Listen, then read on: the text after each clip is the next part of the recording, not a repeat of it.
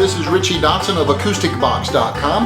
I've had a lot of people ask me lately, how do you properly change your banjo bridge? Say you want to swap one out for another. Well, I'm here to show you how to do that, or at least how I do that.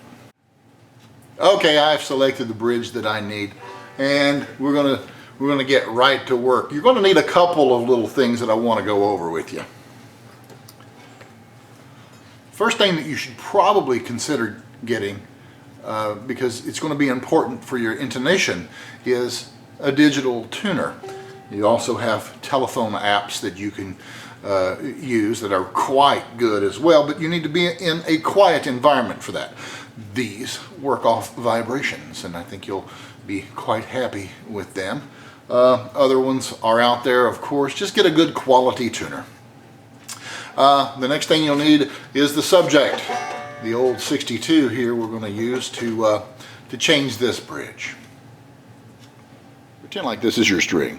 The string should ride off of the back side and clean off the front side edge. If you put the bridge on backwards, sometimes only once, but too many times, you're going to wear the grooves forward. You want a good clean leading edge so that the string will break cleanly. And we're going to do that by putting the new bridge logo or front side down in front of the bridge. Front meaning the side at the fingerboard. Then we're going to lean the bridge up, and then we're going to put the strings in their appropriate notches. Now we're going to scoot this bridge back to close to its location. I'm probably an inch away, and then I'm going to lean the logo forward. If you leaned it back, then you'd be wearing the front edge of this bridge, of the bridge slots. Now carefully, you can put your fingers under here. A couple different ways to do this. And that keeps you from snapping the top. Now you can slide this new bridge back into its approximate location. Now we can fine-tune this bridge's location. Alright, now we're ready to tune this banjo up to standard pitch. I'm going to use my cell phone, and I have downloaded an app that will allow me to very accurately tune.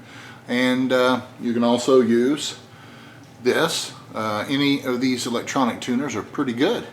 So let's get started we'll get the banjo in tune. That's not a big deal. You don't need to see that. Then I'll show you why we need something like this next. In tune, and we got it pretty close to in tune. But what we don't have is at the 12th fret. Wow. So at the 12th fret you've got your octave, if it's D open, and it is, and it should be D here, but it's not, it's way too sharp. And you can really hear that G here. Now, here's the trick.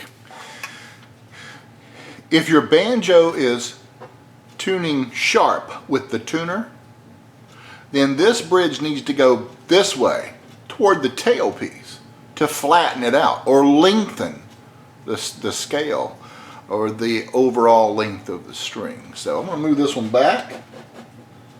And you can do that simply by scooting it. You can grab both ends of it, forward, back. Not that difficult, don't be scared of it. So I want to put this one back a little ways, and then we'll tune it again, see what happens. I prefer to tune the banjo to in the playing position.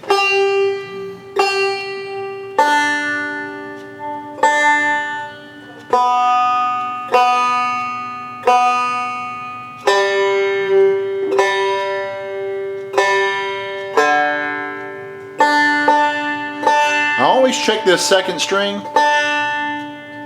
because I want it to tune to D at the 3rd fret, not G, not B open. That sounds really close. It's a smidge flat. Now, the trick to this is You need brand new strings when you do this intonation setting.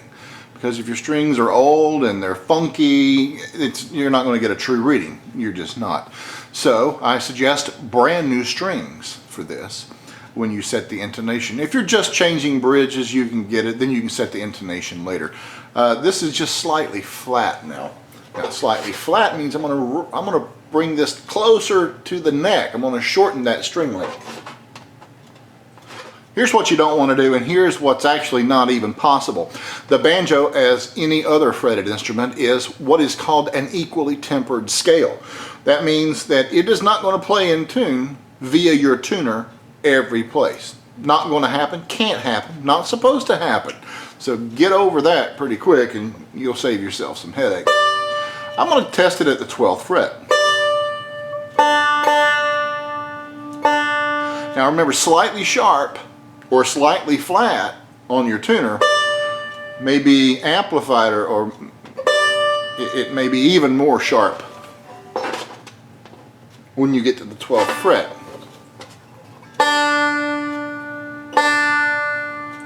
I'm focusing only on the D, or the first string. That is perfect. Now something else you don't want to do, press it real hard, it'll be sharp. Press it too light, it'll buzz. Now I want to check the third string.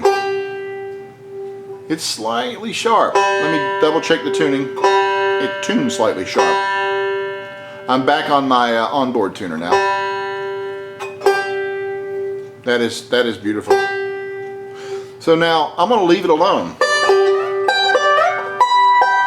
Some people like to set them so that it sounds really good up here at this highest G. I sometimes do too. Well, there you have it. That is how to change your banjo bridge and how to set the intonation, both of which are really important, especially if you're changing bridges.